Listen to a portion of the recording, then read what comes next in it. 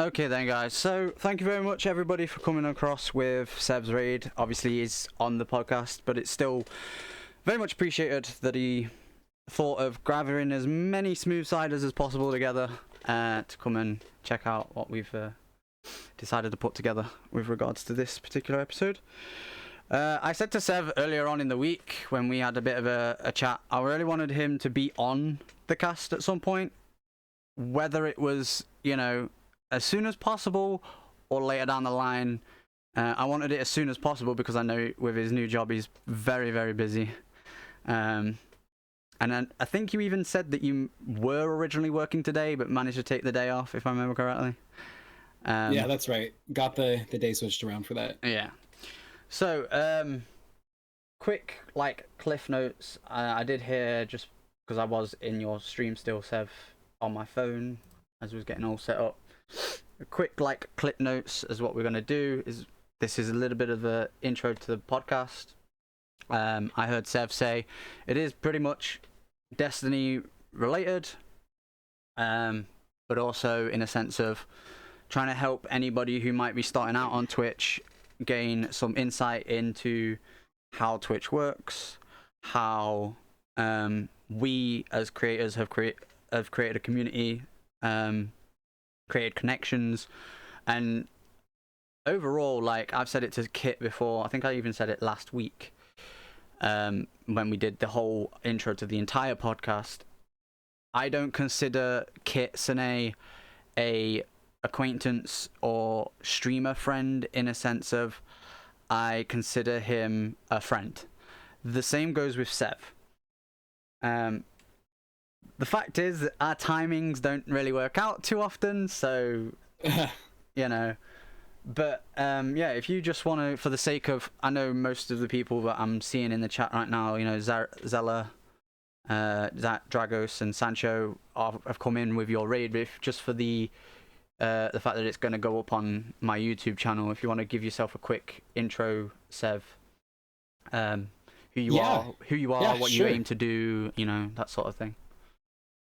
So my name is Sev. I go by SmoothBrain in the Twitch world and in Discord, and there's a whole story to that is up in other places. So we won't go into the details on that. But I am a Twitch variety streamer and and more so every day a content creator.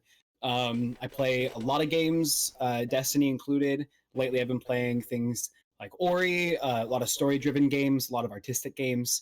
And then things like Halo Classics, just for the fun of it.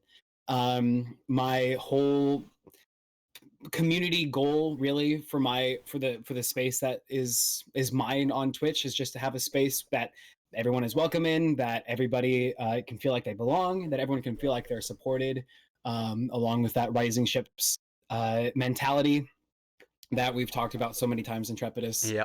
And really just a space that everyone can truly come as they are, and feel like they belong in that space. And then for the Smooth Brain name, just not take anyone's self or anybody or anything really too seriously. We're just hanging out and enjoying our time together, finding the positivity in the world around us, and in the games that we play, and really just trying to love life, love games, and love each other as best we can. And that's the core of what I like out of a community. Yeah, that's me. Yeah, funny you should mention that the origins of your name is up in other places. I have listened to the, was it Unconditional Fissures podcast? Untraditional. There you go. Podcast, and it's just for a quick summary. Correct me if I'm wrong. Just for Kit's benefit, in case he hasn't seen it. You were making a lot of smooth moves in a raid one night, and they started calling you a smooth brain, and then it's sort of just stuck, right? Yeah, that's right. There was a good chunk of my time, especially through the pandemic. I was a ragey kid growing up, but through the pandemic, where I was really just not enjoying games. And then that one raid, they called me a smooth brain. It stuck. I started calling myself a smooth brain, started laughing at the mistakes I was making instead of getting mad about them, and it just stuck. And using that moniker, just really started to enjoy playing games again. And so it stuck, and I brought it with me to Twitch, and here we are. So, in regards to other games you've already covered, have you got any like events or anything planned? You know, I've heard you speaking about a certain thing that's going on with your Discord. One thing that you didn't mention in your little intro that you do is shoutcasting for Killer Queen Black. if anybody knows, like, I know your community knows that I've been in there and watched the game and actually really want to get the game, you know, try and get some little plays, if you will.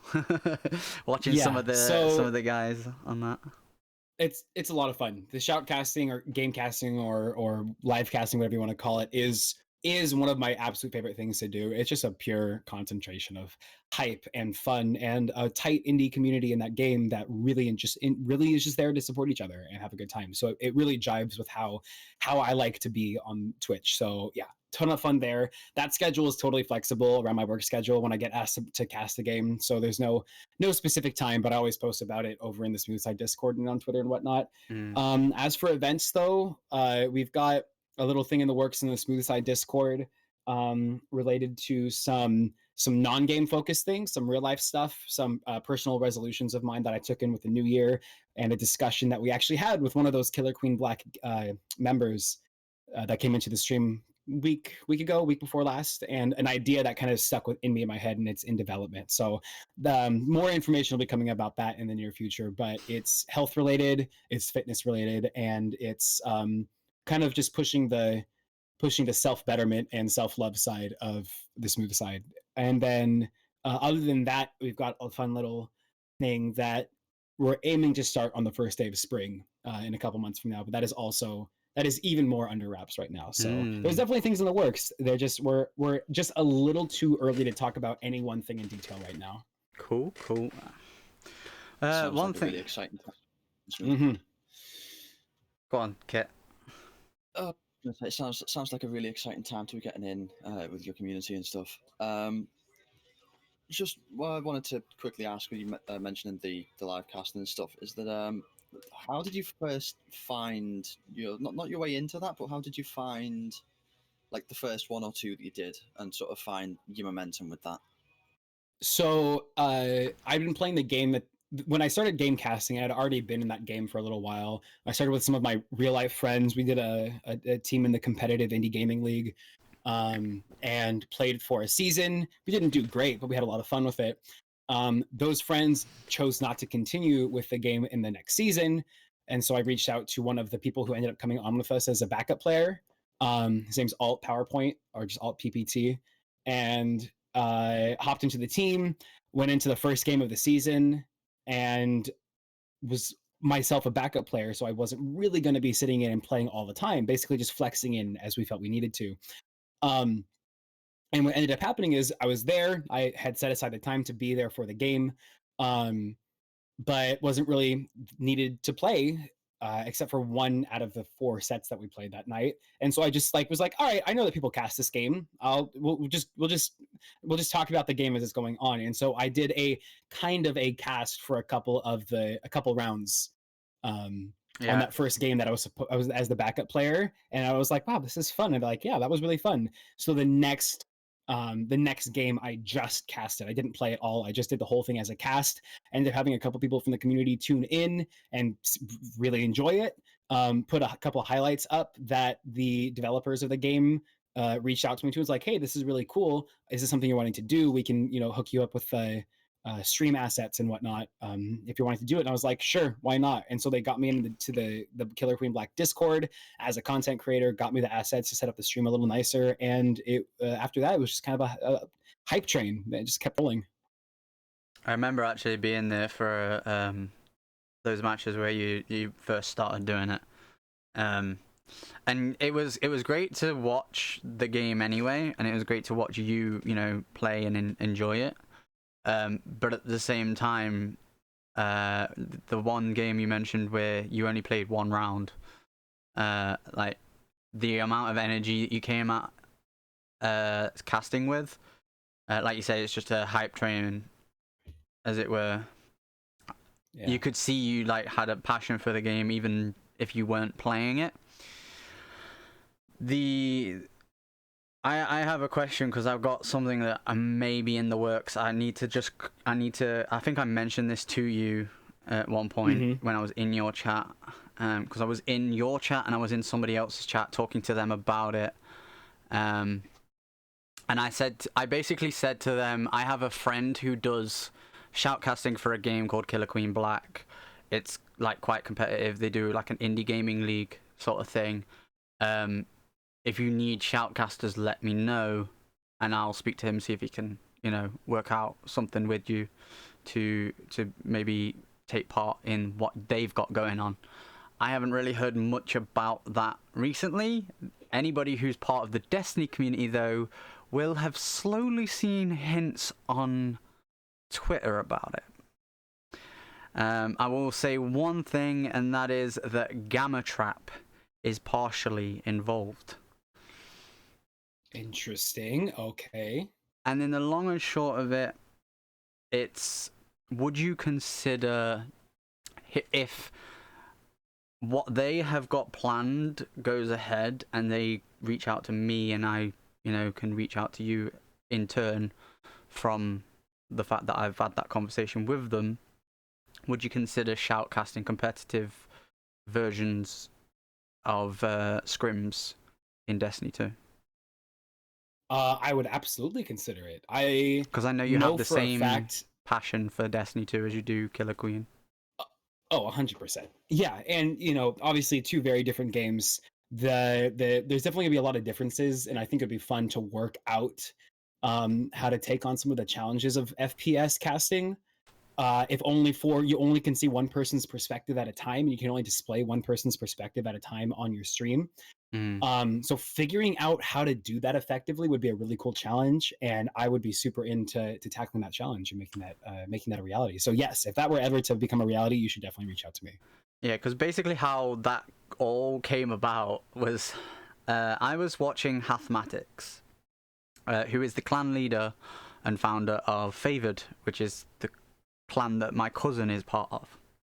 I'm really I've got really close with a bunch of people, but in that clan that stream, Baggy Noodle Arms is one of them. Hath, obviously my cousin, and Prisms. All people that are also on my list of people to have on this cast, by the way. I just need to reach out and ask, sort of thing. I'm pretty sure my cousin would say yes, but... And Hath finished the favoured scrims, which Psy board was from Team Adrift was shoutcasting with Hathmatics. And in that scrim, it was Critical Ape, who you might have seen around Twitter, against Sorry in Advanced. Again, you might have seen him around Twitter. He's a member of Last Rights. And apparently, Gamma Trap popped into Critical Ape's stream, asked how he could get involved and maybe provide a art reward for people who won a tournament based thing, and this whole league thing that based around Destiny 2 scrim scene. That's super cool. And Critical Ape turned around and went, well, the dude that's currently shoutcasting this game right now is Psy Board, and somebody gave Psy a shout out in Crit's channel. Gamma came in, and then eventually they ended up in a Discord call, and you've basically got Psy and Gamma talking in Discord about all these plans that they want to do. Me and a guy from Ephemera, which is favoured sister clan, Average, in the chat, talking through different ideas that we've got. And so one of the things that I said, which they did take on board, and Gamma turned around and went, you know what, we actually do need this, is a low point of entry. So if there is someone like myself who's very rarely touched PvP and only really wanted to touch it for pinnacles and powerfuls, but they're I don't like the chaos that's, sixes. I don't like the chaos that is elimination trials, and they watch scrims and they want to get involved in that scene. That's where the low bar of entry comes in that, they can get involved, but they have this many matches, this many tries at, competing with the big dogs that have been doing it for months and years before they sort of bow out until the next season. But yeah, they've got a whole, they're all still talking about it. I'm in the Discord with them. When Psy put the Discord in his chat, I was like, can anyone join, or is it like just you guys that are sorting it out? He's like, you were part of the original sort out, and anyone can join that wants to help out with it. So I just said to him, when he has a idea of what they're going to do with regards to casters, etc., if they want me to reach out to you and get you to maybe come and cast a couple games with Sai or something, then, you know, just to let me know. Yeah, no, I'm super interested. And if you ever have a situation where you can have a conversation with them again and that comes up, you can definitely let them know that that boy SmoothbrainSev is 100% intrigued and down to have the conversation about how to make that a reality. Cool. Alright. So as part of the podcast intro, I was supposed to say who we had playing coming in, which was a good friend of mine and Sev's. I met him through Sev, Wraithbound. His band, Part of the Plan, is basically who we had playing as we came into the podcast. Just thought I wanted to get that out there before we continue, just because I forgot to do it in the actual like little intro that we did. But yeah, proceed with what you was about to say, Kit. It's all right. Need to figure out a way of making sure that we don't end up jumping over each other in future episodes, but that's fine. That's something that we can work out. Yeah. What I'm going to say is, going back to what you said before with regards to figuring out the intricacies of casting the FPS scene, I think that'd be an interesting technical challenge. And just update this. I am more than happy to have a look at that. I've already had a couple of ideas based on some of the scrims casts that I've seen with Favoured, as to how that could work out a bit. But of course, it's still sort of all on the drawing board. The other thing was, as the main point that we advocate on, or seem to be wanting to advocate, I want to make sure we cover it anyway on the podcast, is that all the connections that you've made, between each other, with to a lesser degree with me, but obviously with Intrepidus, with the music and you and Hearth and the whole clan and everything, is that the Rise and Shush mentality is that finding out more about people and making those connections is an amazing thing, and it's not even just between individual people, it's between communities as a whole at times.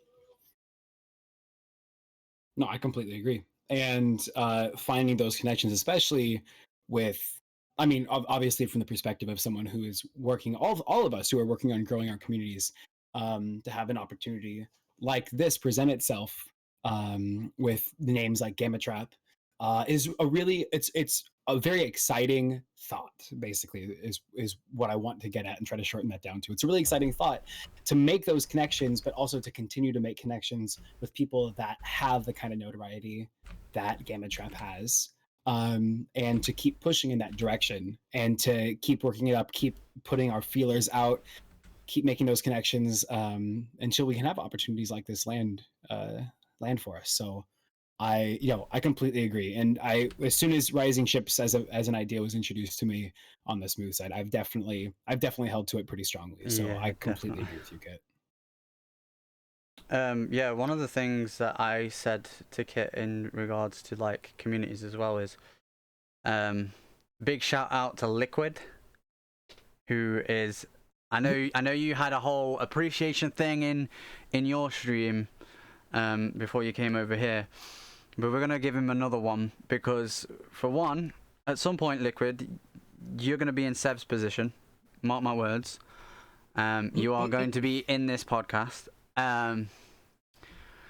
But yeah, he's getting a big old appreciation.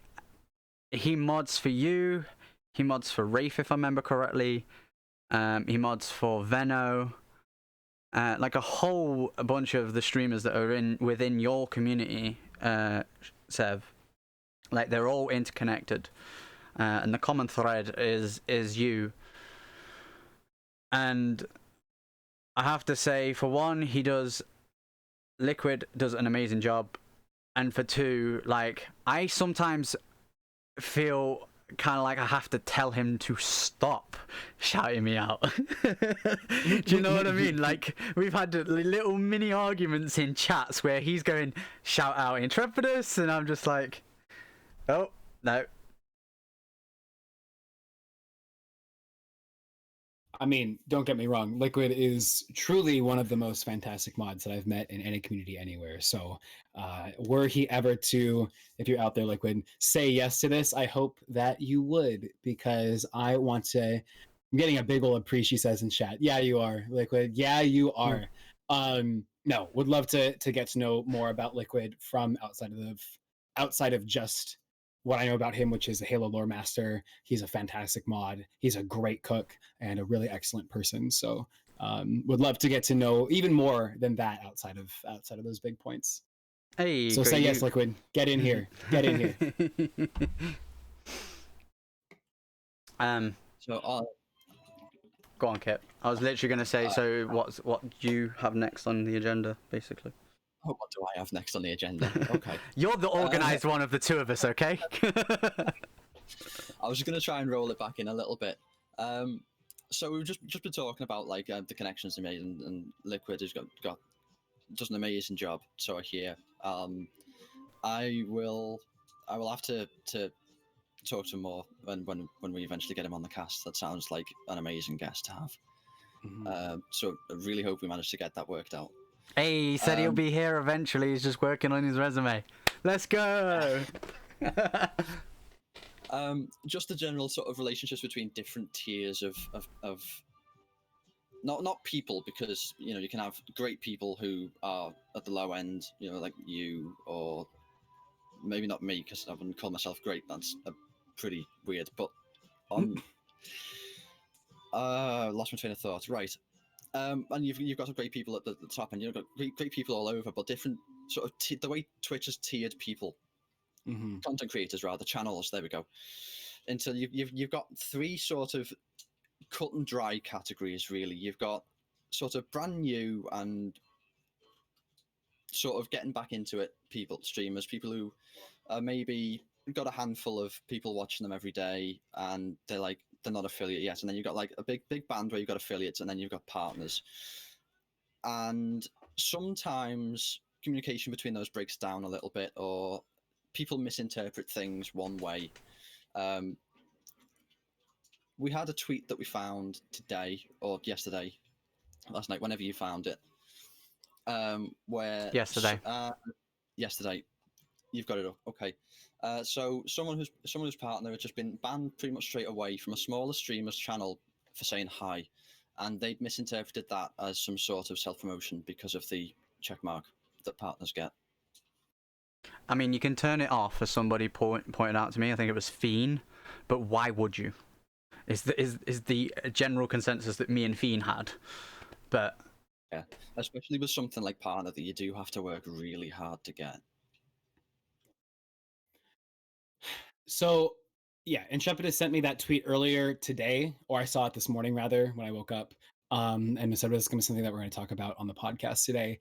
And I had to sit and think about it for a little while, because I know that the introduction of badge control for each individual person on Twitch is pretty new, that we can turn your badges on and off, and that this has become a fairly significant topic fairly quickly, about whether partners should, on like a quote unquote ethical level. I don't really think it's that much of an ethics debate, but walk around into other people's streams, especially smaller streamers' streams, with their partner badge equipped.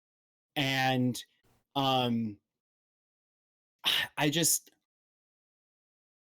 it's like saying to somebody who, or I have a specific example. I've got one person in my chat who's my biggest bits donator ever.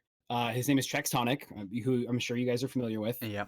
Who's another Destiny player who, during the birthday stream, made a really, really generous bits donation and in the range of 10,000, and got the red 10,000 bits badge, which he has equipped and has worn in my chat ever since then. And it's not an issue. It's not even really consideration. He did it. When I see it, I call it out, because I like to really make sure that the people who go that extra mile for me and for the community are recognized. But it's not a big deal, the fact that he's wearing the badge. It's just recognizing who he is and what he's done on the platform. So to look at a partner who has branded, has done the work, has done the content creation, and to look at those people as individuals and say, we don't want you here because of that badge, which is equatable to saying we don't want you here because of your success, I think is just not. It's just a really unempathetic mentality. Mm. And I definitely can feel for the partners that have, are having to add another thing on. I know that we as streamers know that there's a lot of pressures, and there's a lot of self doubts, and there's a lot of trolls, and there's a lot of doubts that are pushed onto us about the content creation, about doing this at all. Whether you're doing it as a hobby or as working towards making it a job. To look at another person just as in their individualism and say you're not welcome here because you are successful in this there's a distinct lack of empathy there that I don't like. Yeah, like the way I put it, I've got the tweet up on the stream right now. A good friend of mine who I've also asked to be on the cast, and he has said yes, Solidus, said, well, literally, to put it bluntly, he put, well, they are fucking dumb. To which I just responded with, right, I'd be happy if somebody who has put in the time and work to grow their community and become a partner wants to check out my content. I'd also be asking them for feedback on how I could better improve my content for my viewers to have a better experience, because that's like what everybody's focus should be on, in my opinion, is, growing yourself, but in the sense of entertaining people, which is why, to bring it sort of back on to your story, Sev, I feel like you grew so quickly because you are so entertaining.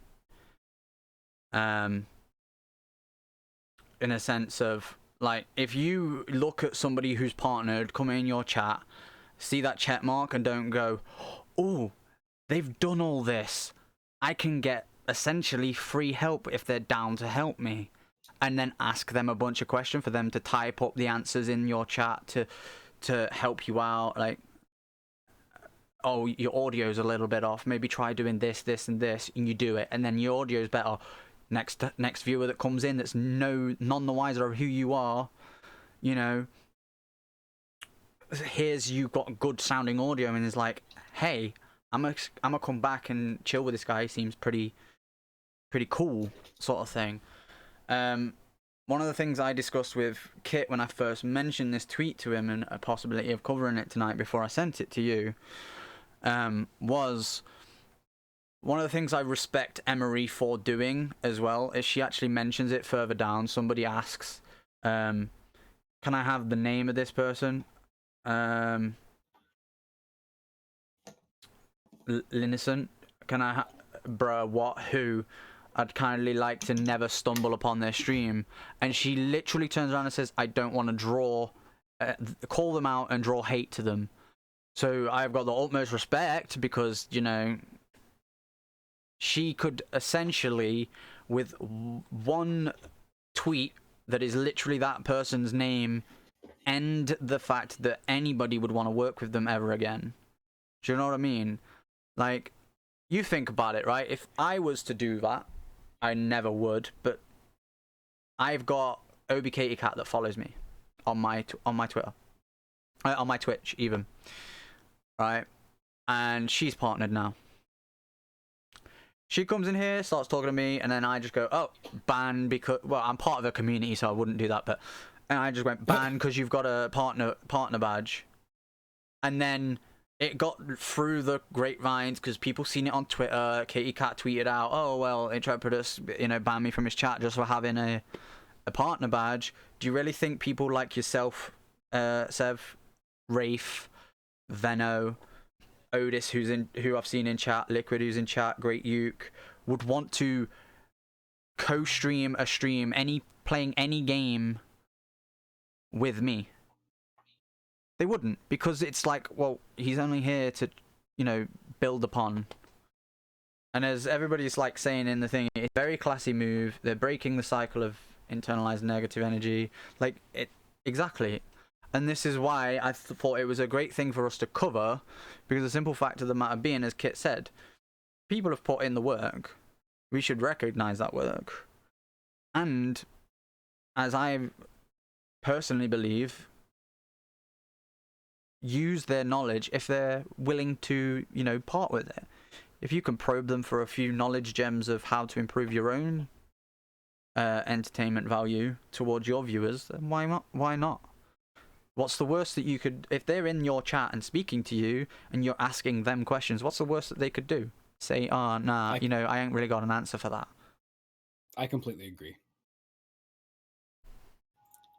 Just to bring it on, sort of bring it full circle, as I like to keep doing, and bring it back to other points previously, is that I mentioned before with the connections and stuff, and that what that person has done, we don't know who it is, which is a good thing. It ends the cycle of negativity. It keeps it on a positive note. It's like, okay, this is a terrible thing, but let's not get bogged down by it.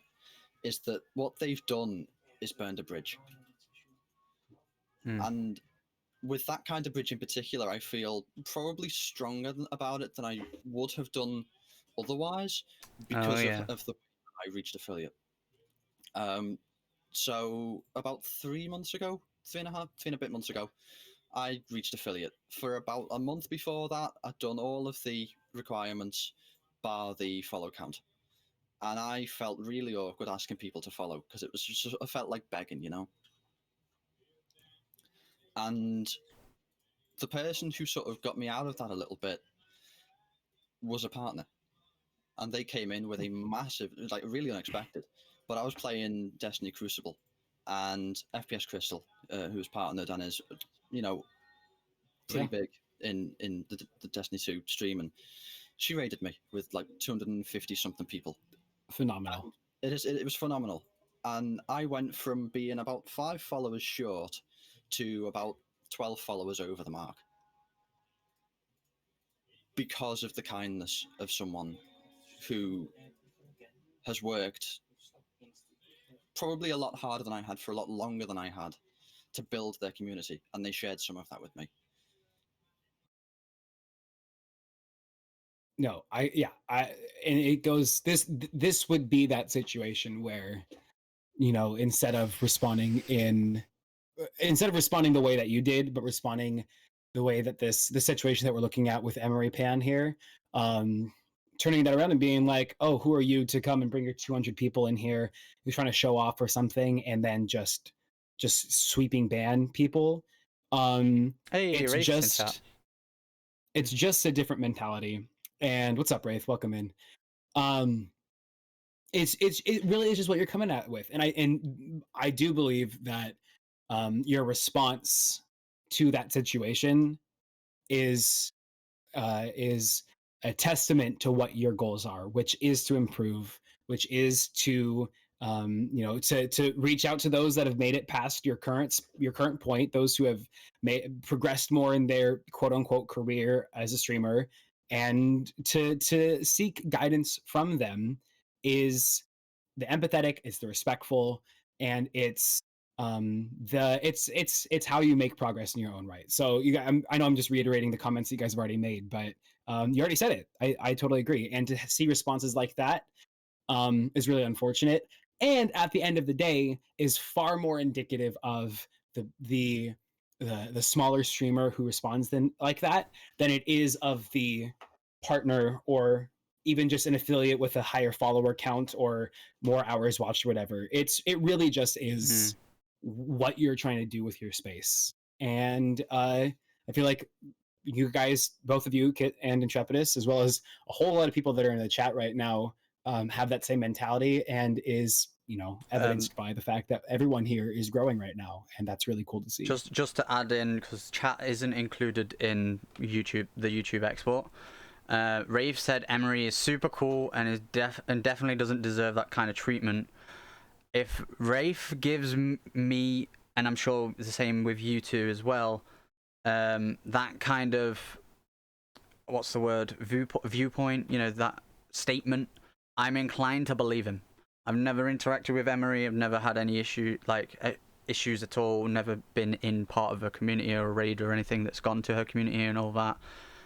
But if Rafe says to me, they're a cool person, they're a cool streamer, and you know they have fun and all that, and she raided him apparently a while back with a massive raid, and they had some fun.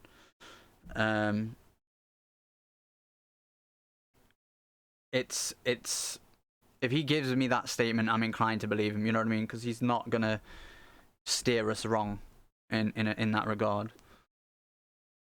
I've got no experience with. It sounds like neither of you have got any experience with Emery either, but he has, and he's given us a statement, and I'm inclined essentially to believe that if he believes she's a great person and streamer and to be respected and trusted, then I'm taking his word for it. Do you know what I mean? Definitely. Yeah. To that end, what sort of, if there's anybody who maybe watches this as a VOD or on the YouTube or is watching and just lurking, what sort of pointers do you think you could give? Give us a quick summary of how you started streaming, when you became affiliate, like roughly the time frame, and how long ago that was, and then a few maybe pointers that you've picked up along the way that somebody new to streaming could potentially use to get to where you're at just a little bit faster. You know what I mean? And because as you said, we all feel the stresses, we all feel the invalidations of trolls and stuff coming in and making us feel like, is it worth doing this? Is it worth trying to do this, as whether it is as a hobby or a potential career? And there might be people that are stuck in that mindset of, you know what, I'm just going to give up, and you might be able to, you know, jumpstart them into going, you know what, it is actually possible to get somewhere pretty fast. So the first thing that I want to respond to about that is your comment about how to get there just a little bit faster. The one thing that I'm not going to say the one thing, but one of the things that I've held really close to me since I started streaming was to not really look at growth. When the first couple streams I did, I was watching my viewer count. I was calling each, as soon as the viewer count went up, I called the person to come in, like, hey, whoever, just joined up, thank you so much for being here. And I think that there's something to be said about that to start, but really quickly broke that habit off. I mean, I'll look at viewer count every so often nowadays still, but not the way that I was when I started, because at the end of the day, progress happens when it happens. You put in effort, you put in work, in whatever form that shows up in, and the progress will happen on its own.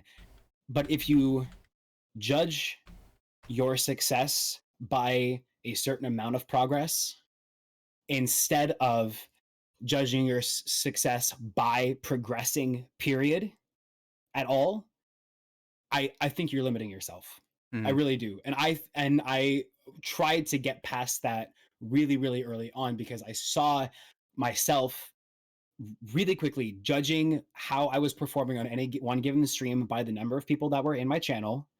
And when it wasn't as high as I wanted it to be, it was an immediate downturn in mood in the stream. And that, getting off of that train early on, I think helped me a lot. Now, that wasn't the biggest reason that I hit affiliate when I did. I started streaming.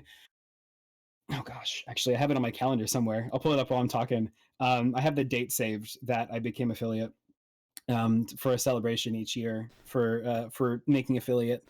Yeah, I've got August it on sometime. August 15th. I've got it August on my 15th Twitter. was. Yeah.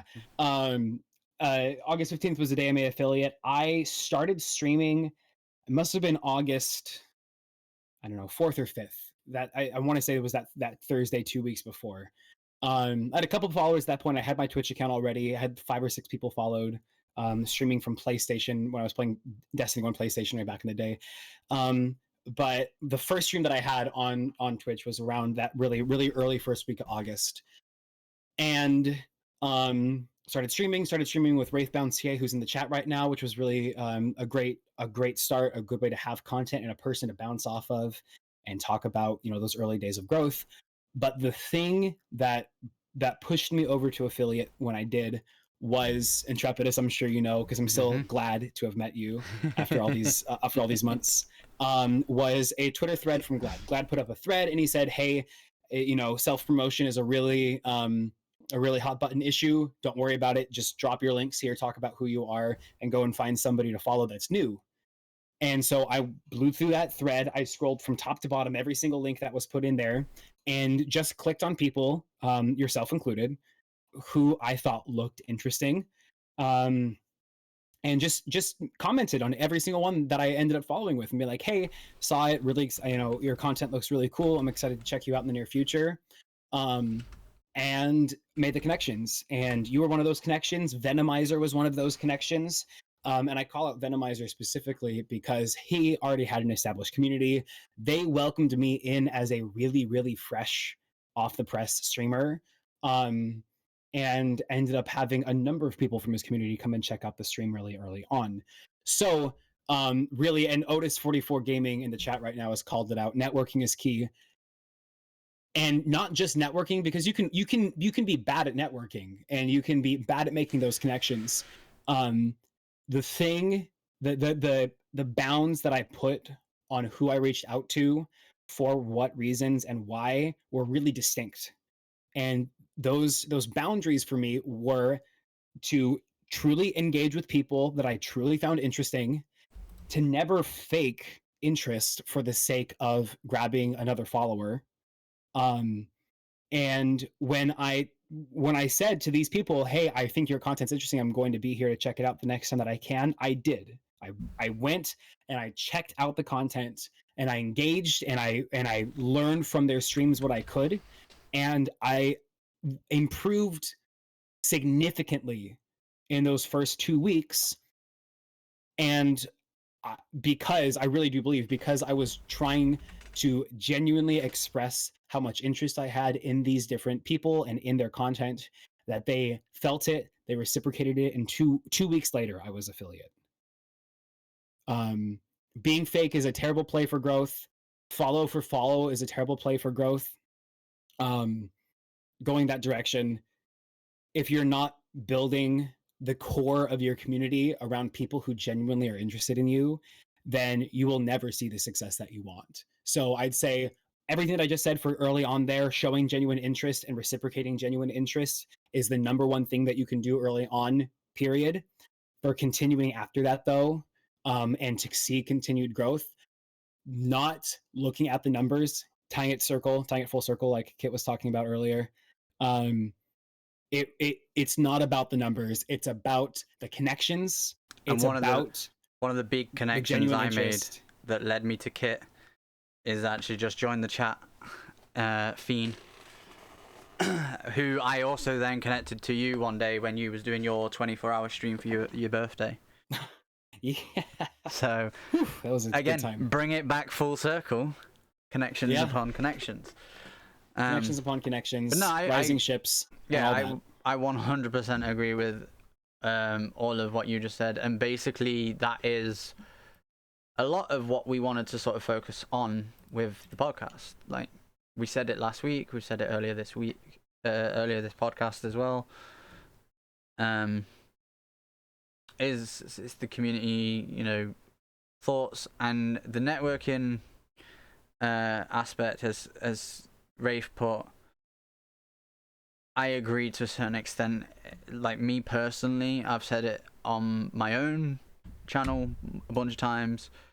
The feeling may not be reciprocated, but anybody who I personally have quote unquote networked with, so you, Sev, with Kit, with Fiend, even some of the slightly bigger than us streamers, that I met Fiend through, like Anubis, Pigeon, Obi Katie Cat, who, as I mentioned earlier, is now a partner. She became partner about 2 to 3 months ago.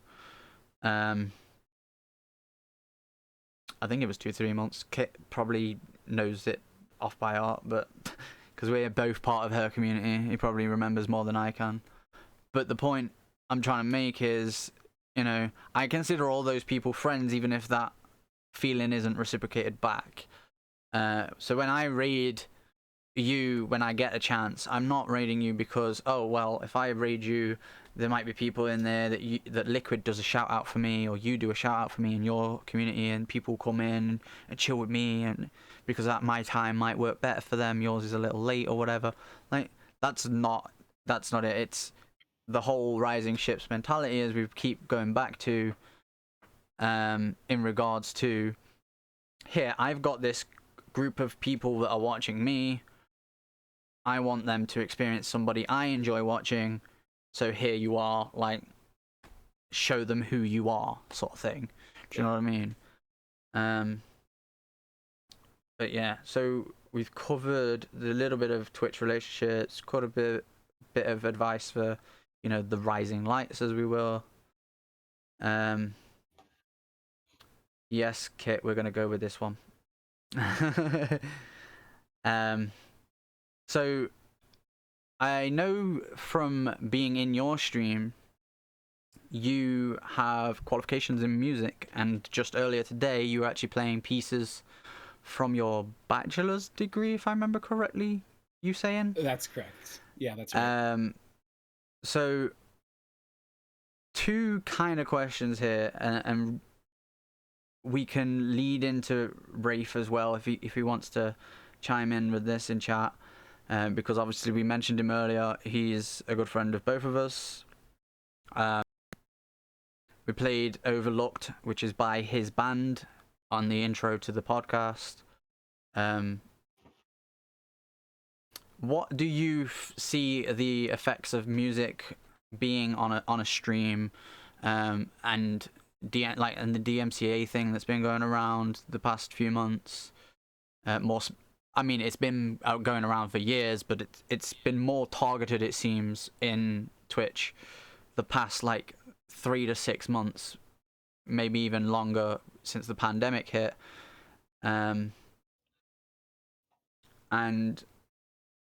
sort of cover what you play, and why, and if you've got any potential thoughts on where Twitch can go to make it so that there's less DMCA, but us as streamers can essentially play what we enjoy listening to. Just sort of chime off about them if you've got any thoughts on that. Oh, plenty. Thought number one, I think the current landscape of DMCA and the kinds of responses from Twitch that we see is an opportunity, more so than anything else. And I, for my stream personally, have taken to developing a new side of the stream that didn't exist before, and have it be community focused. You know, we're talking about my stream, my focus, making it community oriented, making sure the people who are in there are respected, and feel respected, feel like they belong, all those kinds of things. And one of the ways that we're doing that, especially coming from my own place as a musician and an artist in my past, to reflect things, to reflect upon the community, that the stream is a space for all of us. So, you know, we can't just play any music on the stream.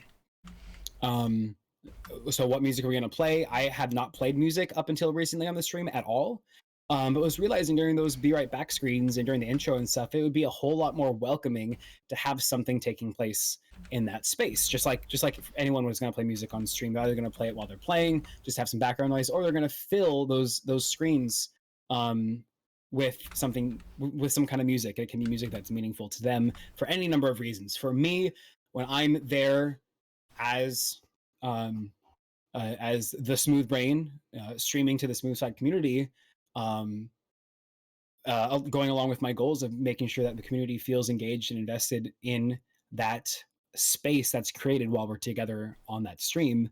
is to make sure that I'm playing things that are meaningful, not just to me, but to all of us. And the number one example of that I could think of was music that is created by people from within the community. And so right now we're making a big push. I'm making a big push to really start up the Smooth Side Community Art Gallery, where we're going to have visual art, digital media that's created playing on a slideshow during those Be Right Back screens, and to have music fill those screens as well. Only made by people within the community. And it's a slow start, as all new ideas are, but it started and it has progressed. We have our first examples of art now included in there. I've parsed down a lot of my game photography from No Man's Sky into that slideshow, and we've been playing some original music from me. We've played some music from Wraithbound on there. We've played some music from one of our community members, Twisty Honker, who is a fantastic trumpet player and electronic musician composer. It's cool, and I definitely feel like it's the community recognizes that it's for them. It's a space for them to show off their art. It's for the artists in the community who are struggling during this pandemic to be represented, and to have a space on there where they're like, yeah, I may not be getting paid for my art and for my music yet, but it's a space for them to have their arts, and for others within this community of people who are, I mean, really truly at this point known for their willingness to just love each other unconditionally within that space. It's truly a positive thing that has come out of this DMCA. Now, switching gears more on the Twitch wide focus for DMCA.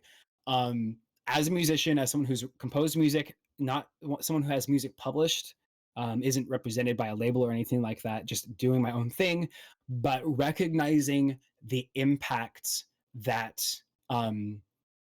there's a million different ways to say it, that music streaming has had on small musicians. You could make the comparison of a small musician to a small affiliate streamer versus a partner and a label represented musician. It's hard, and the amount of money you can make off of music, frankly, is way less than what you can make off of streaming video games on Twitch. You know, a musician that's having, what do we say? I think right now I'm sitting around like 20,000 hours watched or something like that on my stream in the past 30 days. 20,000 plays of a song on Spotify for your average musician is something in the range of a couple of dollars. It's minuscule. And so to have DMCA enforced, while that restricts us as streamers from playing whatever we want on the stream, I do believe that it helps the musicians themselves, not the labels. I mean, labels still benefit from it as well, but wherever a label benefits, the musician benefits as well to some capacity. It really does protect the creative work for those smaller musicians. And I do think, while the execution has not been great and the communication from Twitch to the community has not been great at all, at the end of the day, it does afford the artists who deserve to be paid for their music. It protects them just a little bit more. So I'm a little on the fence about it. Wraith makes a good comment that musicians make money by selling everything except their music. But the music, at least from my perspective, and maybe this is more reflective of my take on music personally, music is a really personal thing. And that definitely is not everyone's going to agree with that. But if I'm going to put music out there, I want my music to, well, I mean, I'm not a big musician, but if I were trying to push, and if I were trying to become a well-known musician, I think there's something to it. Yeah. I think there's something to it outside of the poor execution from Twitch. Yeah, the discussions that me and Kit have had before, because admittedly, like when I first started, coming back and streaming this year, not this year, last year, before I hit my affiliate, I was just playing whatever I liked. Like, I wanted to listen to, your typical bands, your typical artists. I wanted to listen to, I don't know, just to name a few, like Dragon Force, Killswitch Engage, Eminem, those sort of, artists because I liked their music. I had the conversation with Kit because he like linked me a video that sort of actually explains DMCA to somebody who might not have heard about it before, or heard about it but just didn't know exactly what it all meant. And the long and short of the video was that it was put in place to stop huge, businesses like nightclub chains, etc., playing the music that they didn't have like any permission to play. And so that's why when it comes to like your DMCA fines, as if you will, a lot of them are in the heftier price range. As Dragos has just put in chat, speaking of Dragon Force and DMCA screw ups, Herman Lee himself, who's a guitarist, I believe, for maybe even the lead singer as well for Dragon Force, he streams. He was playing one of his group's own songs on his stream, and he got screwed by DMCA. He got banned basically for paying his own music. Like, as Rafe put further up there, it just feels like labels are then exploiting the artists. They're not actually, helping them really, other than, oh, here's this big marketing behemoth that we can use to market your money, so we can all make a shit ton of money from it. See, so I think it needs relooking at, if you will, to accommodate for the fact that live streaming and YouTube are now a big part of sort of day-to-day lives. Do you know what I mean? Yeah. But go on, Kit. You said you wanted to chime in. So, the DMCA itself is pretty good at what it was designed for, but it wasn't designed for the way music is currently used, which is why a lot of things go wrong with it. So what I can hypothesize has probably happened there is that whatever label or whoever Dragon Force go through for distributing their music, right, has sent a notice to Twitch saying, there's a lot of our music that we have the rights to used on your platform, and it's between them and Twitch, right? It's not between them and individual creators. It's between them and Twitch, the companies. Twitch are working with their advertisers, they're getting the money in, and the labels are going, wait, we're not being paid for the music that's being used on your platform. Whether they end up trickling that down to the individual artists is a different conversation. A lot of the time, it doesn't seem like it is. So rather than go through like arduous processes, you have this thing called a DMCA takedown notice, where they basically say to the site, okay, you've got two options. Either swap it all out for something or get rid of it, or pay us for every instance. Given that Twitch and YouTube and that use a lot of user-generated content, it is more worth their while to keep their advertisers on board, remember, to just get rid of it off their platform, or make it so that you can't hear it on their platform, which is why a lot of the times, before you even get a takedown notice, your VODs and stuff get muted for the duration of that particular song, because they're looking for it. They've been told to look for it and go, well, we can't have this on our platform. But it means that a lot of the individual creators get stung pretty hard by it if they don't know it's coming. And most of the time, they don't. So I guess I should recontextualize, re-explain myself a little bit. My argument that DMCA protects musicians does build on the assumption that musicians are being treated fairly. Now they're not. And Kit, I completely agree with you. DMCA is designed and functions really well when everything around it is also working as intended, and it definitely is not. And again, just like you said, the discussion about labels treating musicians properly is an entirely different discussion, and it's obvious that we're living in a world of art where labels do not represent their musicians fairly and are, kind of at the end of the day, treating their musicians a lot of the way that Twitch treats their streamers, which is that it's quote unquote user generated content that they are profiting from. At the end of the day, I'm kind of like I said earlier, streamers definitely see more out of their content than musicians do out of label very, very regularly. Um, and you can have a million opinions about that. Um, like you could say that even if you're getting cheated out of a lot of money by a label, you're still being represented by a label, you're still getting shows, you're still getting your music out there, people are hearing your music. And if your goal is to have people hear your music, then that can be done really, really well through a label.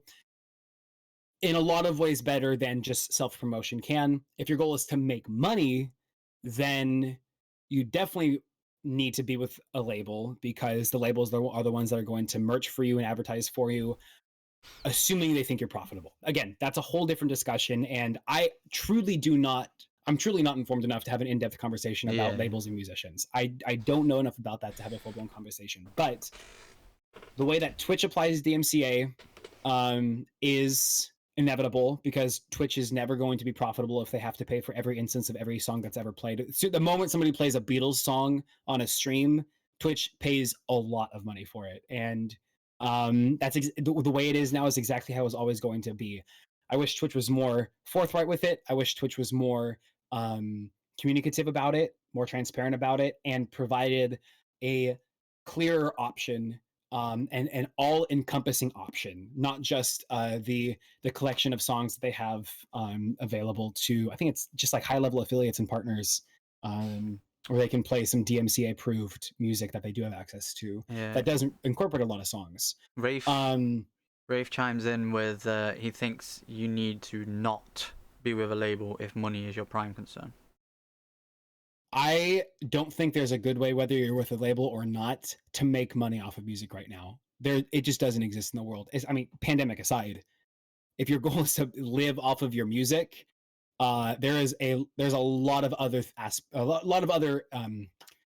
variables around it that influence whether you're going to make money off of your music, livable money off your music or not. And sometimes a label is part of it, and sometimes a label is not part of it. And there's a lot that goes in both directions. So yeah, I would say that there's a lot of problems with labels and musicians on one side. There's a lot of problems with how DMCA has been rolled out in Twitch after. I mean, YouTube has all of their problems with DMCA and with copyright claims and whatnot. Huge problems. But at the end of the day, it is the way it is. And like full circle, like I said, right, my first comment, getting tripped up about it is not going to lend to good content. Getting tripped up about it is not going to lend to progressive thinking and moving forward within a stream. Taking it as an opportunity to find an alternative is, in my opinion, the best way to react, which is what I'm trying to do, and what I definitely would encourage everybody to do. Okay. As promised, we'll eventually get to some Destiny content. Yeah. As part of that as well, though, to just to finish up the whole DMCA thing, the moment I sort of heard from that video from Kit that, you know, DMCA is this, that, and the other, and I understood it a bit more, I heard you playing Rafe's music on your 24-hour stream. I fucking vibed the fuck with it. Yeah. Like, yep. I loved it. I literally listened to I listened to it on stream, and then I would finish my stream, go and pick up my son from school, and I'd still be listening to it on my Spotify on the way to the school. Like, sometimes I'd raid Kit, for instance, or I'd raid Fiend, and I'd be chatting away with them, and then I'd get so far, and I'm like, you know what, I really want to listen to that song again that from Rafe and the Part of the Plan guys that like I listened to earlier, and like it's just stuck in my head. I need to listen to it again, and so I'll put it on, and I'll just say to Kit and Fiend in their chat, I'll just be like, alright, I'll be right back, like, sort of thing. And sometimes I get like so lost in the music, I don't actually end up going back until I get back at my computer and I've got them open up on a desktop, you know, because I can have them both open. It's one thing I don't hate about like being more on a desktop now than on my mobile is I can have multiple people open. I can support multiple people that I want to support, you know what I mean? Mobile, I feel like sometimes I'll go out or I'll go downstairs, spend time with my kids, and I see Fiend live, I see I see Kit live. Sometimes if it's like later on in the night after my daughter's gone to bed, I might see Rafe live, or I might see you live.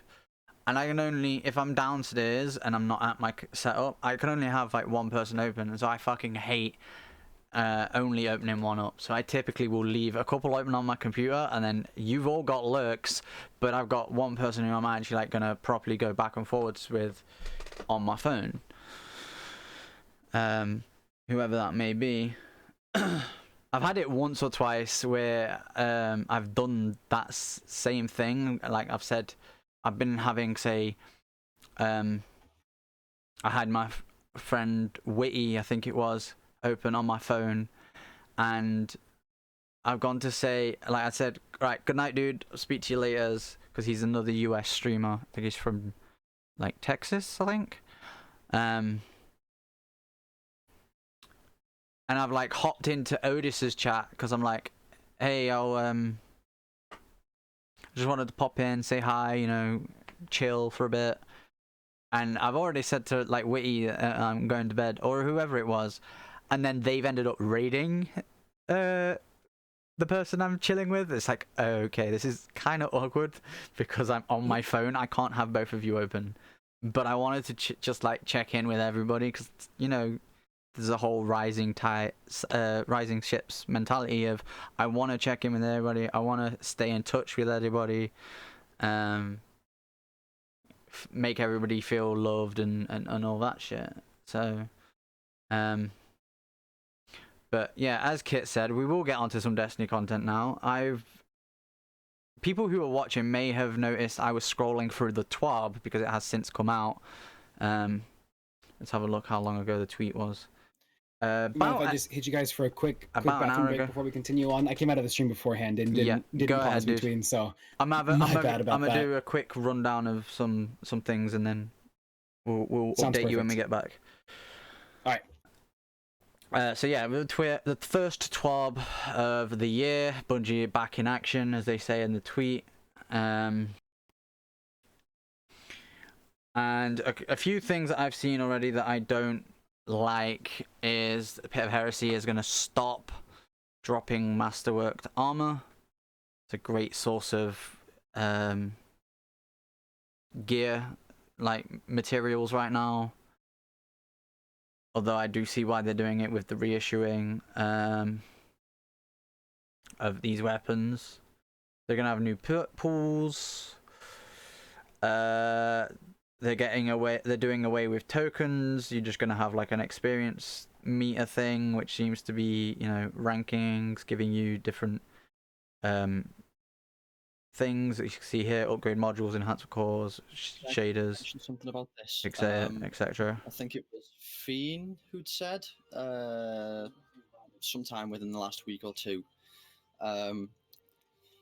about what you've been seeing with these, and this kind of addresses it.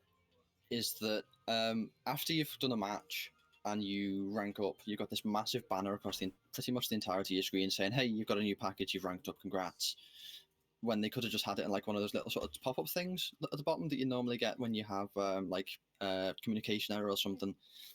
And I think that with this, you wouldn't need that massive banner across the top because it's not going, hey, here's the loot for this. You could just have the pop-up at the bottom saying you've got new loot to collect at Shaxx or at Zavala or whatever, and then you go and see what you've got to pick up. Then they're also taking a pass at Revan, Shatter Dive, and the Fissures. So you can see here, damage range has been reduced from 50 to 5. Reduced mid-max damage to non-super players. For anybody who doesn't know, there's a big neutral thing with Shatter Dive right now. If you Shatter Dive just right as somebody hits you with a super, you will take next to no damage. Like, it is basically a mortal mode. And a lot of, you know, higher tier skilled players will be able to use that effectively. It seems to me like they're trying to do away with some of that. They're also going to investigate Behemoth's super because they don't want to you know, have it rise above the rest with the changes that they're making to the hunter, because it is already, in my opinion and a lot of people's opinions, the best stasis super for PvP is Titan stasis. Mine is more for the movement. I like the movement I can get out of it, but I know other people's opinions and read those, and I see where they come from with it. But then they are, you know, wanting to balance the gunplay and etc. They're looking at worldwide community here with the Russian community manager, and then updates, background maintenances, and such. I don't know if there was anything there that jumped out at you, Kit, that you wanted to potentially cover quickly. We're getting quite close to our time here on the cast, so I just wanted to quickly go over the TWAB. Yeah, I was just going to take a point out of the Shatter Dive notes in the term goal. The first 2 points in the Shatter Dive, so the damage fall off against unfrozen targets and the range damage reduced. So one thing that I'd found particularly annoying about not just Shatter Dive, but it's been used an awful lot to do this specific thing, is that there will often be, let's say you've got one of the glacier grenade walls, right? And it's obvious that standing right next to it is going to be a bad idea, right? Because you know that if those shatter, you're going to take damage. The range at which you take as much damage from that feels a little too far to me. Like, I could be standing solid 3-4 feet from it. Someone will shatter dive that wall and I'm dead. Here's the thing I will go into off the back of that as well. It feels...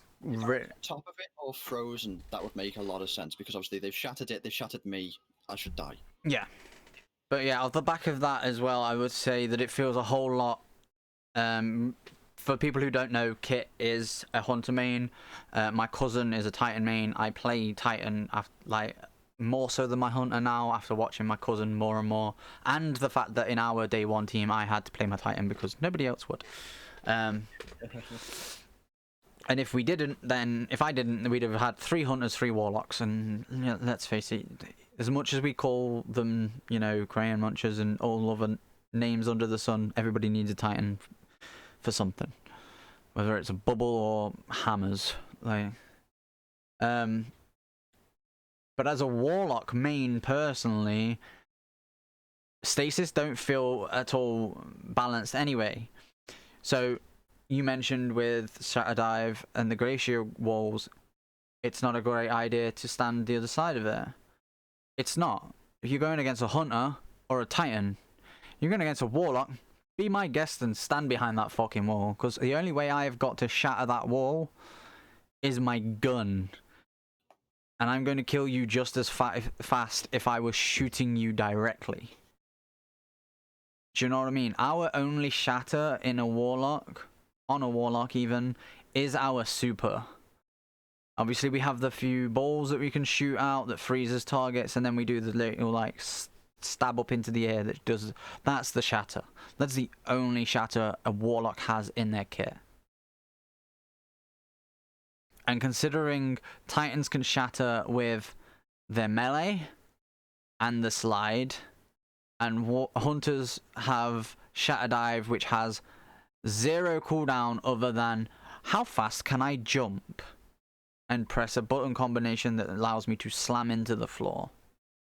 Here's a spoiler, it's pretty darn quick. Hunters are known for jumping. Exactly. So you think about it, personally, that on its own, I don't see how it got out of testing, because it's like, well, Titans have got 2 ways to shatter. Both have some form of cooldown. Hunters have one that doesn't have a cooldown and, you know, is pretty intentionally part of their kit. Not only that, when you have all the aspects, you can dodge to slow someone, and you can then throw a shuriken that also slows them. That freezes them. If you throw 2 of those shurikens, that freezes them. Like, it's way too... Like, they might not have an insta-freeze, but it's way too easy to combo in a firefight to freeze someone. Do you know what I mean? And slow, in general, like... don't even get me started. That feels like you've been hit by a suppressor grenade or a tether, because you can't use any of your abilities. You're moving slow as fuck, and you're basically a sitting duck. The other thing about this section is that they seem to be trying to address with this entire segment is mostly about stasis and stuff, right? Mm-hmm. But they do touch on other midterm goals they've got, and they do seem to be trying to address the fears that people have got that PvP isn't getting enough attention in the updates, Right. as a whole. Which leads us on to an article that we found that we were going to talk about in more depth. We weren't ever going to read through the article, but it was Paul Tassi basically, after he'd been on the filler podcast last week, which was on after our podcast intro that we did. I think they've got another one this week with Amaze and B-Cube, which is like how to manage family life, because they're both parents, they're both dads, and streaming at the same time. I've got 2 kids, you know, it's something I like struggle with, and is why I try and stick to the times, which is why I said we're getting close to time, so we're going to sort of quick fire cover what we wanted to cover. All right, let's do it. Because my daughter had a nap earlier, so didn't go to sleep at her normal time, and because I had this planned for an hour after she would normally go to bed, she ended up going back downstairs. And my missus is asking me how long I'm going to be, because she's starting to get tired. But yeah, so quick fire. We obviously discussed the PvP changes that they've done in the TWAB. A couple things, nerfs to Shatter Dive. They're keeping an eye on Behemoth because they don't want it to high rise with the fact that they're nerfing Hunters. They don't want Titans to become the new big bad. TWABs, DMG said they have 4 TWABs coming between now and season 13, and they were setting expectations today in regards to these things right here. And from what we've just looked at in the actual TWAB, they seem to have covered all those bases right there. And he does say later in a tweet back to himself that separately the team is in active discussions on PvP, but won't have any plans to talk about it this week. So it could be in one of the 3 remaining TWABs that we have left between now and season 13. There has been a secret tunnel discovered that you can only access if you are using Hawkmoon. Yes. Again, Paul Tassi, right? An amazing article, as he typically does. He was on filler, as we mentioned. They marveled at the fact that he can write these articles so fast. But yeah, essentially you find this fireplace, you shoot through, and you can actually access a secret zone or something. I haven't looked into it myself, although I did see Obi Katie Cat on her stream was exploring some out of the map things to do with what looks to be a potential new mission to potentially be farming the random roles that we've been promised on a Hawkmoon. So that's one thing. We linked the changes to PvP back to this article here from Paul Tassi. So to go to a story beat, to bring it back to seasonal content,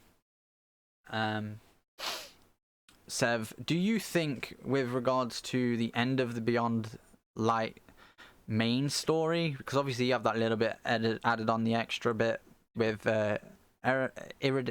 I never say a name right, Idris or whatever her name is, like the one that becomes an Empire Hunt.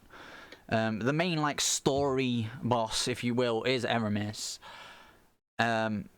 We don't fully kill her. The health bar is still a little bit left, and she just turns into a block of stasis ice. Do you, as this title of this article asks, think she will ever return?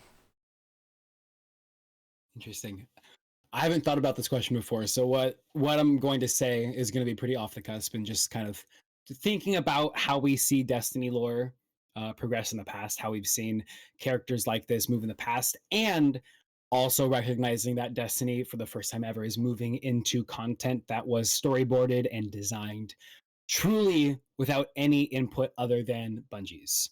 The Beyond Light was the first campaign that we had drop that was colloquially created only by Bungie after Bungie split from Activision. So what to be as nondescript as possible and to be as vague as possible, I think it's possible. I don't know if we can rely on the health bar in game to be an indicator of whether Aramis is still alive or not. True. We did but kill Tanix and he returned, so in fact I mean, we killed him and, 3 times. Yeah, I think it's pretty safe to say that Tanix is probably going to be shelved for at least a little while until the Fallen go and steal his head back and put it back on his body or something ridiculous in the future. Yeah. Aramis was the first non-human stasis wielder that we've seen in the game. She was absolutely trying to take up another, not exactly the same, but another kind of Kell of Kell's position within the game, trying to unite the houses under the darkness. And she really was a masterful user of state. Well, not as masterful as we became, obviously, because we're the Guardian. But as far as Fallen are concerned, she became a fairly masterful user of stasis. To the point that, I mean, in her character design, the stasis crystals are imbued with her character design. She has that like frock of stasis crystals around her neck. So the darkness's mentality is that if you can be killed, you don't deserve to live. Only the strong survive. Only those who can't die deserve to live. So Aramis here clearly was defeated. We won over using her own power, and we froze her. So from the darkness's mentality, well, it's actually funny that you say we froze her. If you listen to some of the like in-game things with regards to some of the Empire hunts, there's one of the Techno Rat Empire hunt. It mentions that he or she, as a Fallen, whatever, I can't remember, built machines that allowed the Fallen to use stasis. So they're not actually like technically using it in the same way we are, in the sense of it is imbued within, our paracausal energy that we have already with the light. They actually use a machine. And if you look very carefully at the end, like cutscene, if you will, where she actually turns into ice, you can see like the machine on her arm with the stasis crystal is glowing orange, and it's like sparking as if it's damaged. So the theory is that the reason that people believe she may return is that she didn't actually die, she wasn't actually killed, and there was a potential for some sort of parlay, or her to become some bigger, badder evil, if you will, after that initial fight with our Guardian, had that machine not malfunctioned and turned her into, icicle statue that she is now. That's one of the big like lore things. I think it was Bife covered it in a video, and I thought that was really fun, and I thought potentially that it is an avenue that they could go down, in a sense of, oh, you thought you beat Aramis, you thought the darkness turned around and went, haha, you're not worthy of my power, I am going to take over you, and therefore that's why she became the icicle crystal, when in actuality it acted as some sort of cocoon and she is now evolved. Do you know what I mean? I think that's a potential avenue that they could go down. Whether they should go down that route, I don't know. But I also don't feel like the build-up we had with, 0 Hour, the whole Aramis versus Mithrax storyline within 0 Hour. A lot of people don't realize it, but the Kell Scourge that Scourge even that we faced in Scourge of the Past was like a splinter group that didn't ally with either House Light or House Dark, and they also didn't want to be part of this new unified fallen house of House Dusk, or whatever it is that we'd been fighting since the beginning of D2, which I can't remember whether we got any story on how we went from 4 houses, other than the fact that we defeated their leaders, into 1.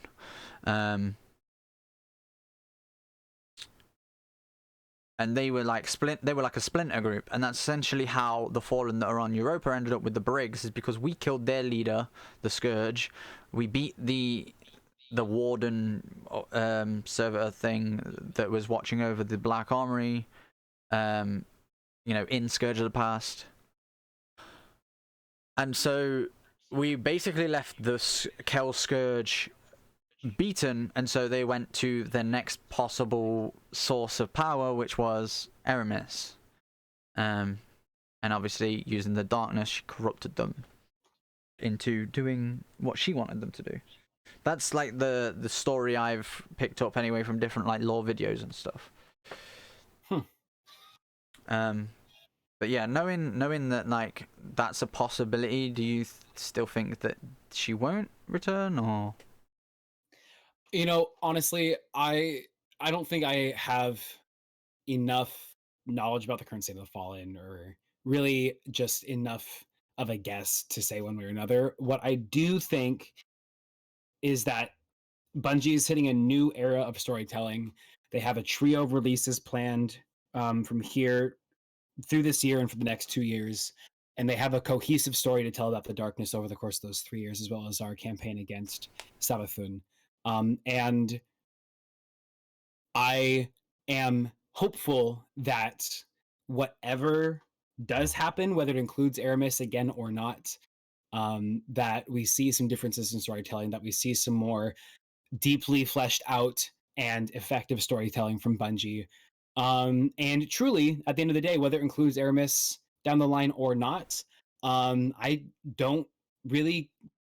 Maybe this is a little simplistic to say, but I don't really care. As long as they're telling an effective and engaging story, and as long as they're making choices with their story that when the big twist happens that Aramis is back, or it's not actually Aramis is back, but it's something new, some new fusion of dark, blah, blah, blah, whatever road they go down, they explain it well, they incorporate it well, and that I feel impacted by the story. And that's, at the end of the day, that's more what I care about.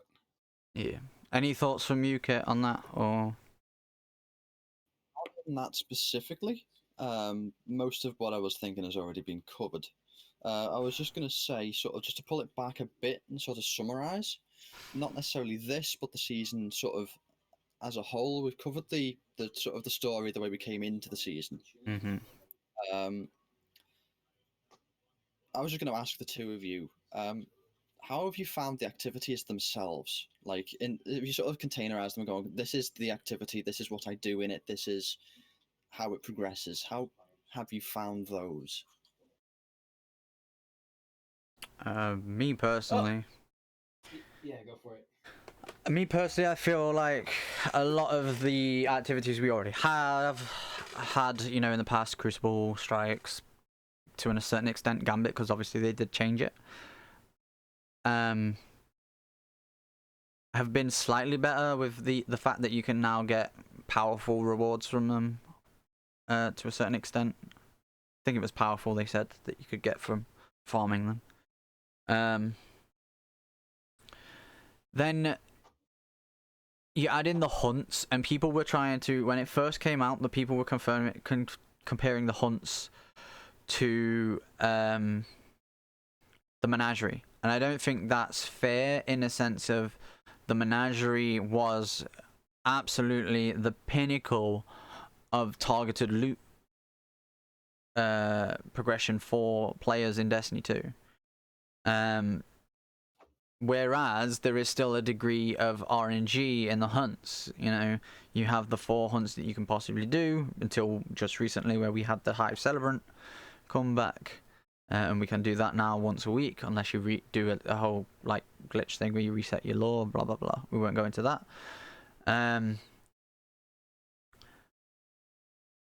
Now, that I like the idea behind the hunts, but at the same time, I'd like a more targeted approach, in a sense of, if there is nothing on that list that I want to go and get, even if like there's recon data there, I'm like, I really don't want to go and fight the boss just for recon data. An ability to like re-roll my hunts, if you will, would be great. because as it is right now, if I need boots for argument's sake, now I'm 1260 on all 3 of my characters. I don't need any of them.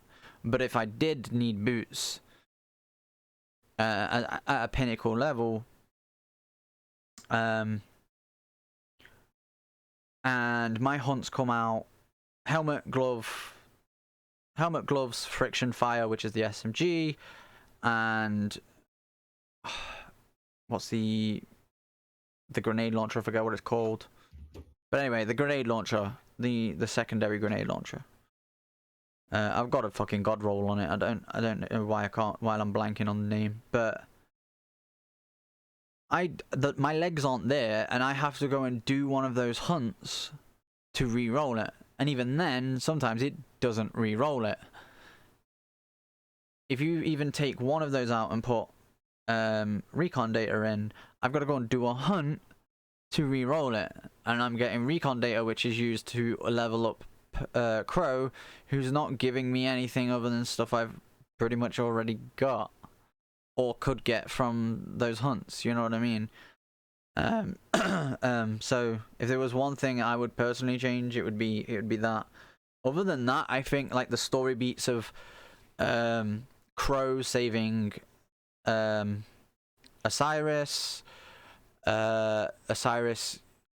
I really wish they'd done Osiris losing Sagira in game and not, you know, a story that you had to read on the website. Like that's a story that needed to be told in game. Personally, I just think it was more down to not being able to get the voice actor in to do voice work because of the whole pandemic, etc. Like, you know, they made do with what they had, sort of thing. But at the same time, that whole we now have had the Hive Celebrant mission, which leads to us doing a certain action in game, and I don't want to spoil it for anyone with regards to Crow, but let's just say, you know, there is progression from him randomly being on the moon and saving Osiris to where we find him once we've beaten the Hive Celebrant. But yeah, other than that, I've been enjoying the game. Like, to be honest, I've been saying to people like Fiend, he's there like saying to me, we were streaming together yesterday. Is there like, oh, I need to do this. Are you down to do it? I'm like, dude, I'm literally just adding a body at this point. Like, do whatever you need to do, and I will sort out my weapons accordingly, and we will just play the game together and chat and have a laugh. Like, you know what I mean? So yeah, Sev, how do you feel? Because I know you did used to stream a lot of part of D2, but I've noticed you play it more offline now than you do on stream. Is that something to do with the content in game, or?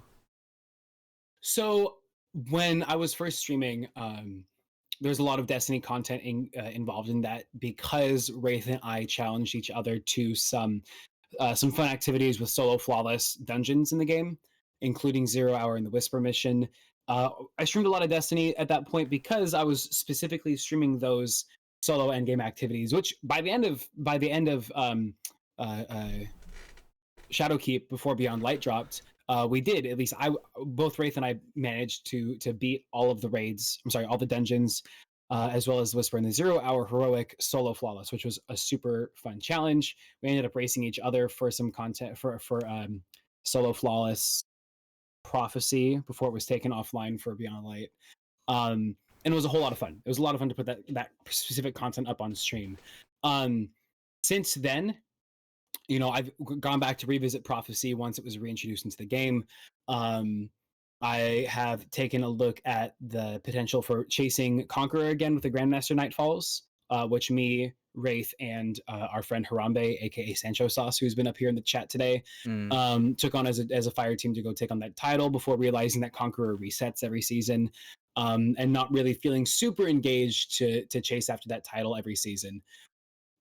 So realistically, the only content that I personally would feel like I would want to run right now in the game is solo flawless dungeon runs. I'm sorry, not dungeon runs, but Lost Sector runs.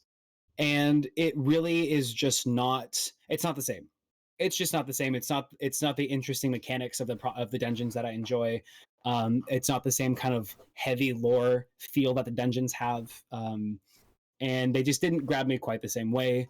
So now a lot of what I do is just running the raid for fun, and Destiny has, at least this season, become a really, for me, a fun offline game to tune on, tune out, and just hang out with Wraith, hang out with Harambe, hang out with a couple different people, just playing the game for fun. And I guess to answer your question more directly, part of that is the amount of content in the game. There's definitely fewer end game things to do that have meaningful impact on your power within the game. So that definitely plays a part of it. But to buffer that sensation that there's not a lot of content, I'm really excited for how content is being introduced in the game. I'm excited for the differences that we're seeing from Bungie in this TWAB, included, with them talking about the rewards from Shattered Throne and from Pit of Heresy returning, as well as some of the other weapons from the Moon and the Dreaming City, as well as some of those weapons now gaining dungeon exclusive perks. It's awesome to see that we have some uh, more dynamic gameplay reasons to go chase after some of that old content again, and to see it being really be given new life in that way. Building a really strong base to the game, and then starting next season seeing more added in. Every time that we see a trio of seasons coming through the game, each season gets better and better and better. The seasonal content, I think the first season that we saw that had specific content was the Vex Offensive, which was really not that exciting of an activity. But Empire Hunts, while they're not the most exciting thing, are definitely more difficult, engaging content, and have some really distinctly awesome rewards, namely Cloud Strike, which is cool to see that they're moving in a better direction. And it's really that's more what I'm hopeful about in the Destiny world on a much grander scale right now, is that we've parsed a lot of the content that no one was playing anyway out of the game. We've condensed the game down to be a more interesting and holistic game design. And yeah, we will hopefully continue to see that, and maybe almost definitely get some more Destiny back on the smooth side in the near future, starting in season 13. Yeah. Is there anything you want to add, Kit, or do you want to move on to our last point? Because I've got one thing I would like to add just off the back of what Sev said, but if you've got nothing, then I'll lead it into... If you go ahead, and then I'll just say what I was going to mention with regards to the topic. All right. So yeah, the thing, Sev, key point you said there was that nobody was playing it. I did find it funny, personally, how none of us playing, the old raids and stuff, but then as soon as they turned around, I went, oh yeah, you can now infinitely farm these, go right ahead, and yeah, they're leaving in 3 to 5 months, because obviously initially it was they're leaving in 3 months, and then they extended it, had to push Beyond Light back till November, and said, oh, it's now 5 months. I loved how, like, you look through the Destiny directory and, like, at least 90% of people are doing content that they wouldn't have touched in the past 2 years. Like, I thought it was pretty funny, for that whole period at least. So while, yeah, I agree, they've took out content that nobody was running, I do think to a certain extent that if they give us a reason, like here, you can farm it indefinitely, sort of thing, then, like, I think Deepstone's a key example of that as well. You can repeatedly run the raid with friends, streamers, whoever, and get spoils. Even if you've done your 3 runs for the week, you can get 5 spoils per encounter, and therefore, you still have a reason to run the raid, because by the end of the raid, you've got enough to buy a gun from, like, the box. And I think, personally, I don't know how you two feel about this, and maybe we could end upon that before we go into our, like, final point, after Kit said what he's got to say on this topic anyway.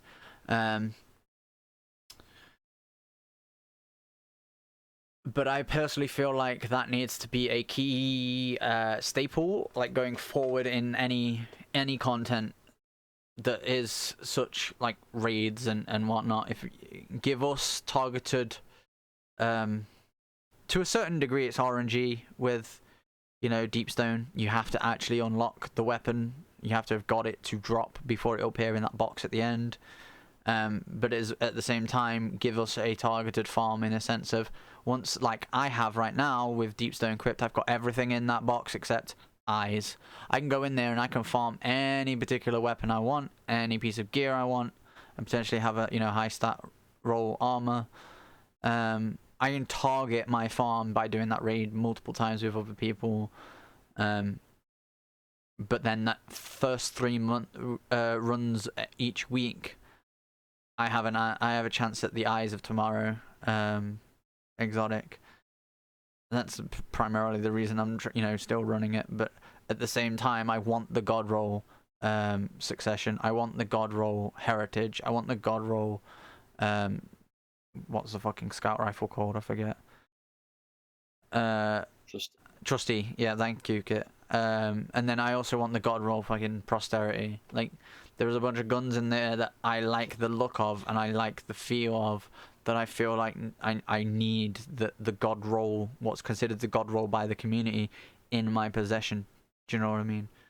So yeah, if you want to take off with your thoughts on that subject, Kit, and then we will. That subject really was that with regards to the seasonal specific content and the core pieces that we have at the moment.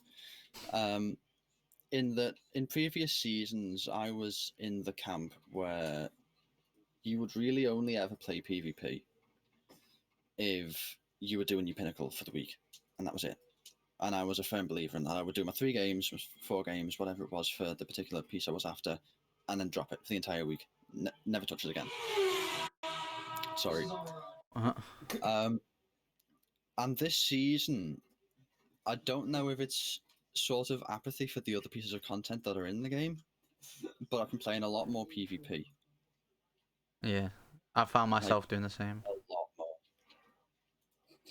Like, I found times where when I've got pretty much nothing else to do, I will just go, fuck it, Crucible it is. Yeah. Anything to add on that, Sev, with regards to PvP? Do you find yourself playing more PvP now than previously, or is it about the same? Significantly less. Significant. Well, there you go.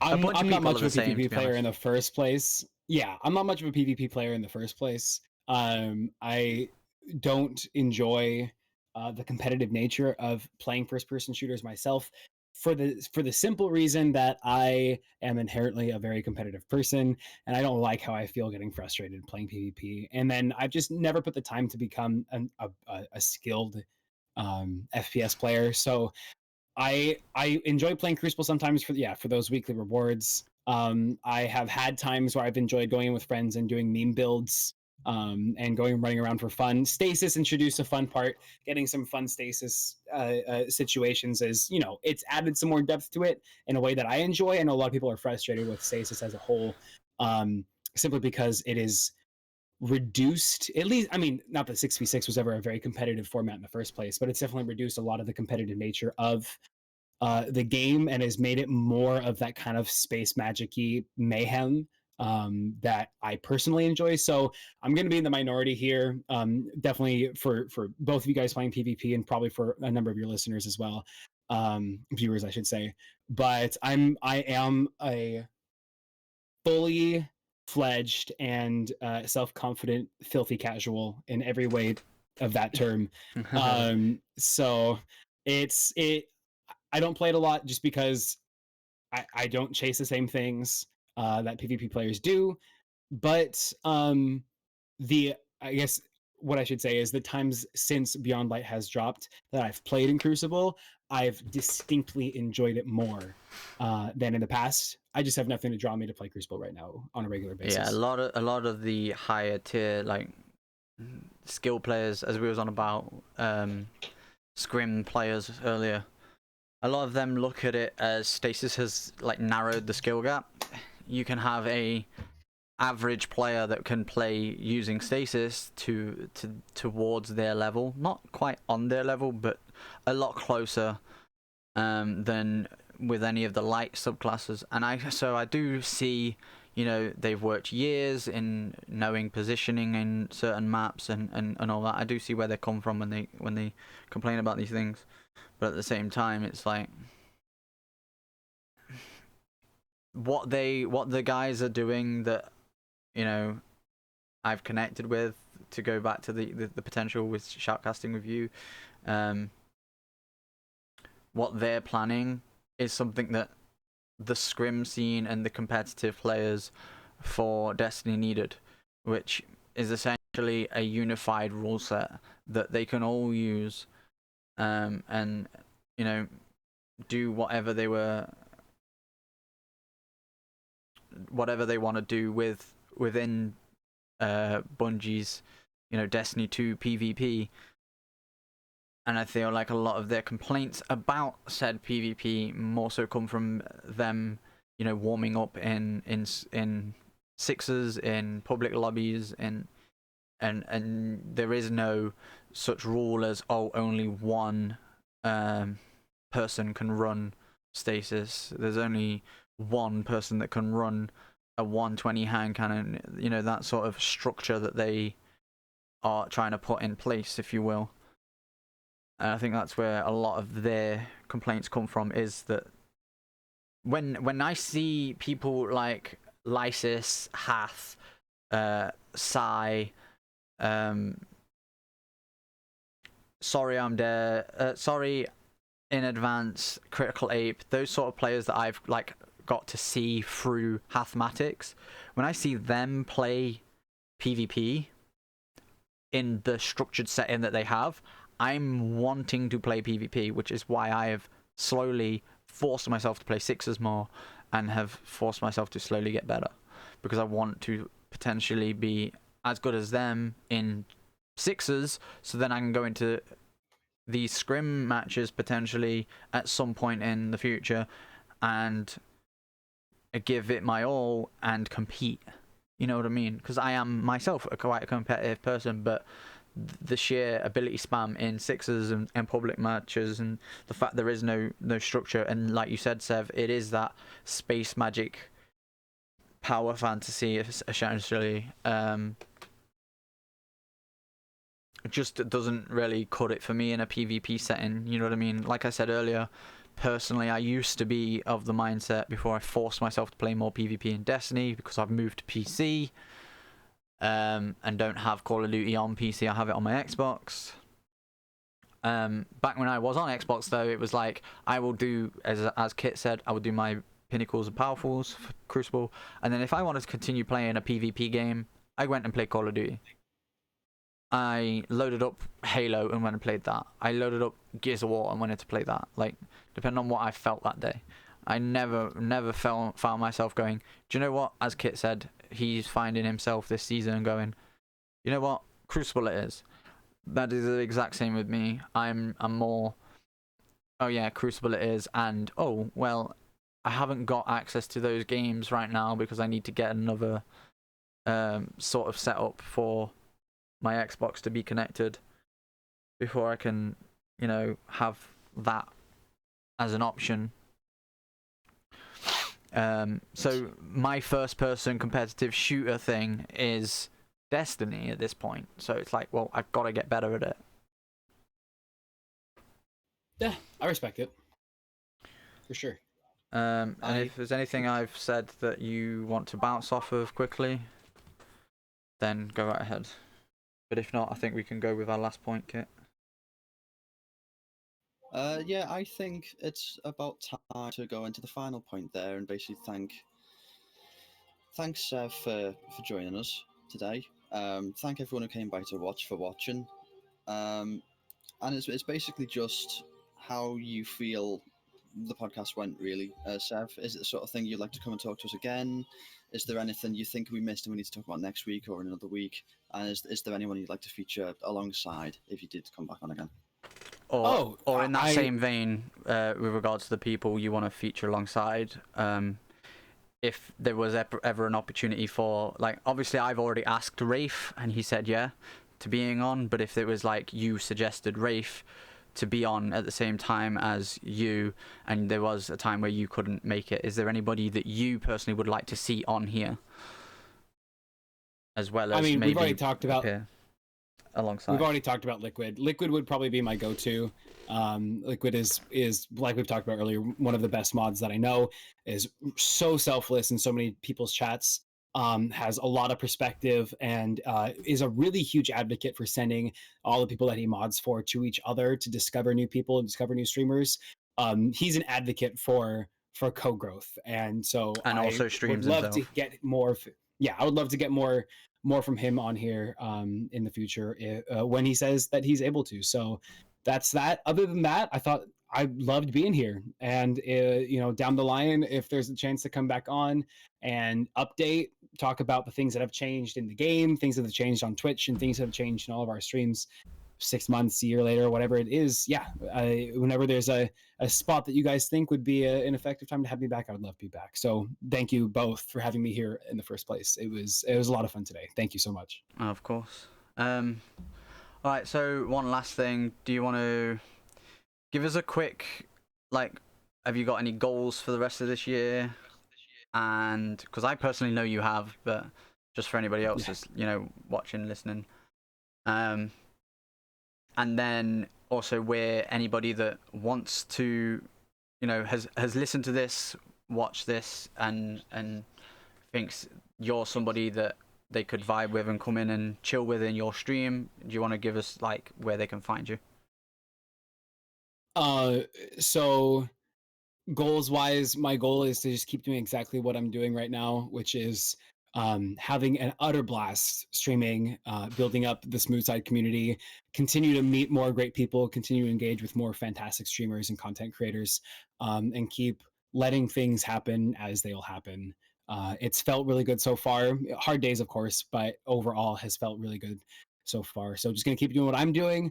And to anyone out there who would like to be a part of it and to have these kinds of discussions or discussion about other games, about all the different things that we have in the Smooth Side. There's lots of food, there's lots of pets, there's there's a whole lot of different things over there. Then we'd love to have you guys come check out the stream over at twitch.tv/SmoothbrainSev.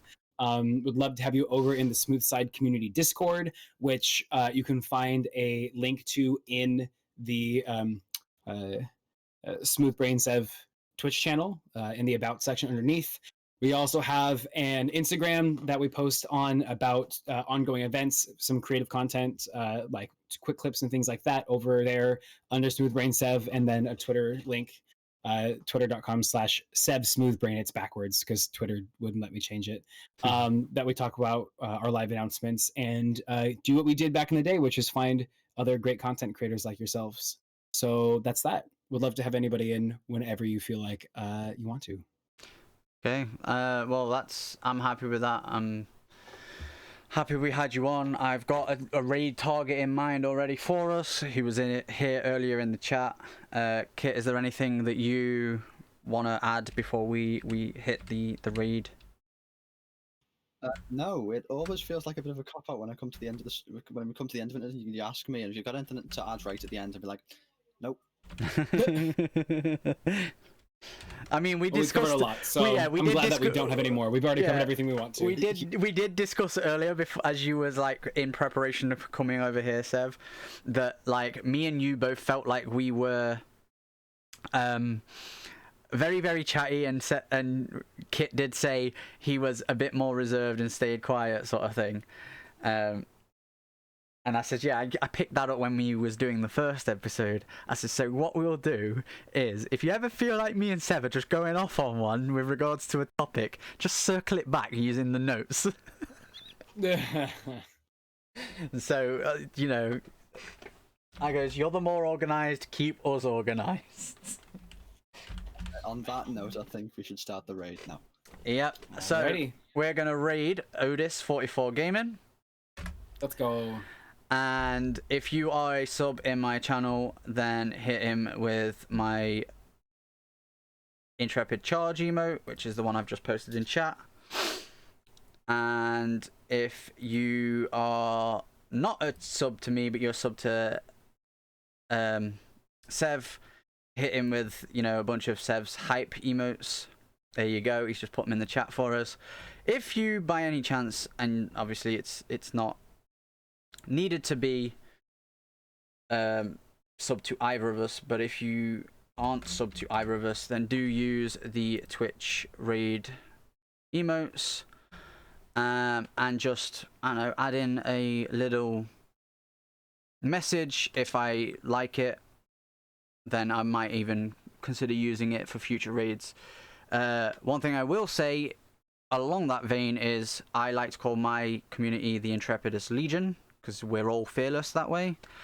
And I know Otis calls his the Beard Gang, so maybe someone can get some creative juices flowing with those two in mind.